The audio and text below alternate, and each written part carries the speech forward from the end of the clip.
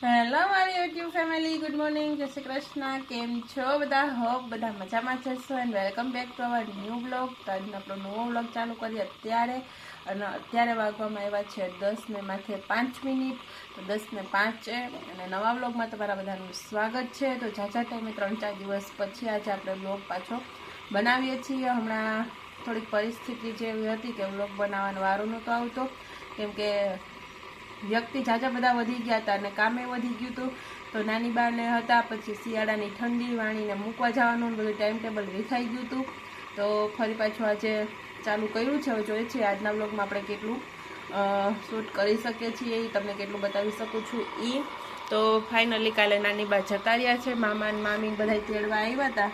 તો નાની બા ગયા છે અને એની જોડે જોડે મમ્મીને પણ થોડાક દિવસ આટો દેવા માટે મોકલ્યા છે, કેમ કે વરસ ઉપર થઈ ગયું તો મમ્મી આટો દેવા નહોતા ગયા એને.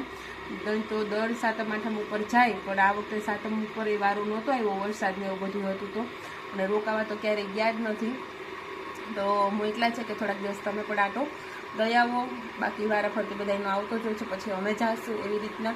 તો મમ્મીને મોકલા છે. તો કામ પણ વધી ગયું છે, પણ મેં કપડાને એવું કરી નાખ્યું, પોતાને એવું બાકી છે. પણ 10 વાગી ગયા તો વાણી જાગી ગઈ હતી, એને નાસ્તો કરાવ્યો અને હવે એને નવડાવવાની જો તૈયારી થાય છે. એ કેટલીમાં આપણે પાણી ગરમ કરીએ છીએ. તો થયું કે ચાલો બેઠી છું ને પાણી ગરમ થાય ત્યાં સુધીમાં હું બ્લોગને બનાવી લઉં. તો મેં ચાલુ કરી દીધો વ્લોગ. અને અહીંયા જો બેનના કપડાં બધા મસ્ત તડકે આવે છે, એટલો રૂમની અંદર બેડ ઉપર તો ગરમ કરવા માટે મૂકી દીધા છે, કેમ કે ઠંડી જેવું વાતાવરણ છે. તો કપડાં ગરમ થઈ જાય અને પછી પહેરીએ તો મજા આવે ઠંડીની. તો જો એ પાણી તો આપણું ગરમ ઓલરેડી થાય છે. તો 2 કીટલી તો મેં કરી નાખ્યું. હવે એક જ બાકી રહ્યું છે, કેમ કે હમણાં સોલાર ખરાબ થઈ ગયું છે અમારું, ને રિપેર કરવાનો હજી વારો આવ્યો નથી, એટલા માટે. તો પાણી ગરમ થઈ ગયું આપણું. ફાઇનલી વાણીને નવડાવી અને મૂકી આવું આંગણવાડીએ, અને પછી આપણે પાછું આગળનું કામ ચાલુ કરીએ. તો મારે પોતા હજી બાકી છે, એટલે વાણીને તૈયાર કરી મોકલી અને પછી વારો આવશે તો 10:30 જેવું તો થઈ જશે. પછી રસોઈ કરીશ, એટલે એમ થાય ને પછી રસોઈ બનાવતા બનાવતા મને મોબાઈલ વધારે પડતો હાથમાં લેવાની ઈચ્છા ન થાય, કેમ કે તો પછી રસોઈમાં મોડું થાય. ને હવે તો જો કે મમ્મી નાની બા 2 નથી, પણ અમે 6 જણા તો છીએ જ, નહીં તો 8 હતા, એટલા માટે. તો ચાલો હું પહેલાં તો નવડાવી લઉં છું, કેટલી લઈને જાઉં છું. વાણીબેન બેઠા છે ટોયલેટમાં, તો એ બધું કામ પતાવી લે ને તો મારે પાણી ગરમ થઈ જાય, એટલા માટે એને પહેલાં બેસાડી દીધી હતી. તો એને તૈયાર કરીને મૂકી આવીએ, પછી કામ આગળ કરીએ. અને જોઈએ છીએ હવે મમ્મી નથી ને તો આપણે આગળ શું કામ કરવાનું થાય એ. બાકી કામનું તો આપણે એવું છે કે કરવું તો પડશે જ, હાલશે નહીં એમાં. અને મારે જે પાપડ પણ બનાવવાના છે, ઘણી બધી રેસીપી પણ તમારી જોડે શેર કરવાની છે. જોઈએ છીએ આગળ બ્લોગની અંદર શું થાય છે એ. તો બ્લોગમાં એન્ડ સુધી બન્યા રહેજો, લાઇક શેર અને કમેન્ટ કરતા રહેજો કે કેવા લાગે છે અમારા બ્લોગ. ચેનલમાં નવા છો તો ચેનલને સબસ્ક્રાઈબ કરી દેજો. અને ચાલો મળીએ આપણે વાણીબેનને તૈયાર કરીને પછી આગળ. તો ચાલો વાણીબેન જો નવા સેન્ડલ પહેરી લીધા. કા વાણી, કોણ લઈ આવ્યું તું? હે ચાલો જાઓ ને આંગણવાડીએ. તો જો વાણીબેન તૈયાર થઈ ગઈ.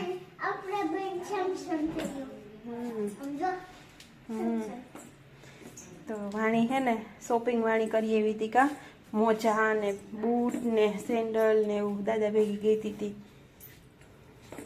પછી વાણી તમને બતાવશે, હે ને.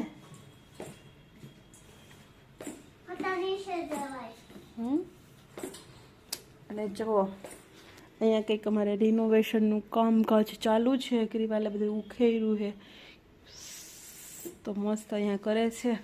અને એક ખાસ વાત કે અમારે ત્યાં જો અલંગથી બ્લેન્કેટનો સ્ટોક આવી ગયો છે, તો તમારે લોકોને લેવા હોય તો કહેજો. ચાલો ફ્રેન્ડ્સ, તો જો તમે જોઈ શકો છો વાગી ગયા છે 12:05 અને હું આવી ગઈ છું રસોડાની અંદર. તો આપણે છે ને હવે મમ્મી નથી એટલે રસોઈનું બધું કામકાજ આપણી ઉપર જ છે, નહીં તો તમારે શાક સુધારાઈ જાય એવું થઈ જાય. પણ બા છે ને એટલે મારે આમ શાંતિ છે, કેમ કે મમ્મી ન હોય તો બા કરવા લાગે, એટલે 2 સાસુ હોય તો કેવું કામનું છે. તો પછી તો મજા જ આવ્યા કરે. તો જો બા મારી હારવાર બધું કરે છે. તો મેં પોતા કરી નાખ્યા, વાણીને મૂકી આવીને. અને હવે બનાવું છું શાકના આપણે રોટલી ને એવું બધું. તો આજે અમે બનાવ્યું છે મસાલાવાળું, એટલે કે ભરેલ ભીંડાનું શાક. પણ ભીંડો ભરીને બાફીને નહીં, પણ આસાન રીતેથી તો અમે તળીને બનાવીએ છીએ, અને એકદમ જોરદાર મસાલાવાળું શાક બને. તો જો હું તમને બતાવી દઉં. તો અહીંયા મેં હે ને ખાલી અત્યારે જુઓ અહીંયા હે ને ભીંડાને મેં વઘારી તો નાખ્યો જ છે, પણ રસાવાળું કર્યું છે. પછી આની ઉપર આવશે આપણે ચવાણાનો મસાલો. તો પહેલાં તો કટકા ચીર્યા કરી અને તેલની અંદર તળી લીધા. પછી આનો વઘાર કર્યો. અત્યારે મેં એમાં એડ કર્યું છે આ પાણી, પંજાબી મસાલો, બસ આ બધું એડ કરી મસ્ત લસણવાળી ચટણી નાખીને ટેસ્ટી વઘાર કરી નાખ્યો. હવે આની અંદર આપણે ઉપરથી નાખવાનું છે થોડોક માંડવીનો ભૂકો અને થોડુંક આપણે ચવાણું ખમણીને. અને અહીંયા જુઓ આપણે મસ્ત મરચાંની અને કોઠીંબાની કાચરી પણ તળાઈ ગઈ છે. તો હમણાં તો બહુ ખાવાની મજા આવે છે. અને અહીંયા બાએ જો કેટલું સલાડ સુધારી નાખ્યું છે. કોબી છે, હળદર છે, આદુ અત્યારે શિયાળામાં ખૂબ જ ખાવું સારું છે. તો આટલું બધું તો છે. હજી અહીંયા હાથે છે લાલ મરચાં. તો હે ને અત્યારે શિયાળાની સિઝનમાં આદુ આપણા શરીર માટે ખૂબ જ સારું, ઠંડીથી બચવા માટે ગરમ આદુ. તો અમે લોકો કૂણું આદુ હોય ને બજારમાં એ લઈ આવે પપ્પા, અને પછી ડેઈલી એકાત્રા એને આવી રીતના કટિંગ કરી થોડુંક નિમક અને થોડુંક લીંબુ મિક્સ કરી અને ખાઈએ એટલે બહુ મજા આવી જાય. તો ચાલો હજી મારે રોટલી બાકી છે અને છાશ બનાવવાની બાકી છે. તો આપણું કામકાજ એટલે પહોંચ્યું છે. અને હવે જોઈએ છીએ વાણીબેન તો 1:30 વાગે આપણે આવવાના છે. અને જોઈએ હવે આગળ શું કરીએ છીએ. અમારે પાપડનું દરેલું છે તો પાપડ પણ બનાવવાના છે. તો બપોર પછી બનાવીએ કે નહીં, કેવા બને છે એ જોવા માટે વ્લોગમાં બન્યા રહેજો. ને બા અત્યારે ગયા છે કાચરી સુકવવા માટે, કેમ કે અત્યારે ખૂબ ફૂલ સિઝન ચાલી રહી છે કાચરીની. અને મેં તમને બ્લેન્કેટ પણ બતાવ્યા હતા નીચે, અને ઉપર પણ આપણે બ્લેન્કેટ પડ્યા છે. તો બ્લેન્કેટનો અત્યારે ફૂલ સ્ટોક અમારા અલંગથી આવી ગયો છે. તો ડબલ બેડના છે, સિંગલ છે, આછામાં છે, જાડામાં છે, જેટલી જોઈએ ને એટલી વેરાયટીમાં અત્યારે છે બ્લેન્કેટ. તો હું તમને જરાક ઝલક એની બતાવી દઉં છું. તો જુઓ આ તો છે 5 કિલા વજનના, 2 જ છે સિમ્પલમાં અત્યારે ખાલી અમે મંગાવેલા છે. તો એની ડિઝાઇન કંઈક આ રીતની છે. અને આ છે ડબલ બેડના, અને એકદમ મસ્ત લૂસા મારી વાણી એમ કે લૂસા છે.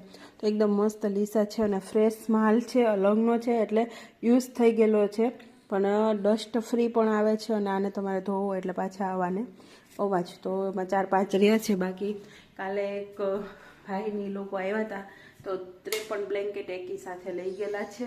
અને હવે બસ થોડોક માલ પડ્યો છે. તો જો તમારે ઈચ્છા હોય લેવાની તો હું આગળ ફોટા નાખું છું, તમે જોઈ લેજો કેવા કેવા છે એ. અને તમને લોકોને મળી પણ જશે કુરિયર પાર્સલ દ્વારા.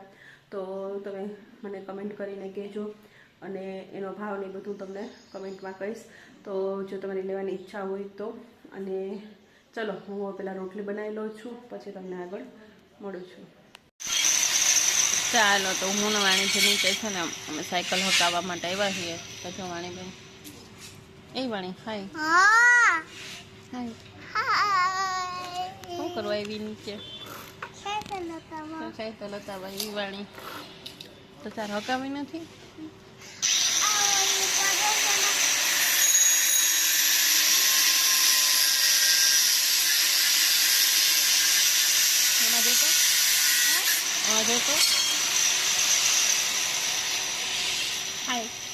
હાલો હકાવી લઈએ.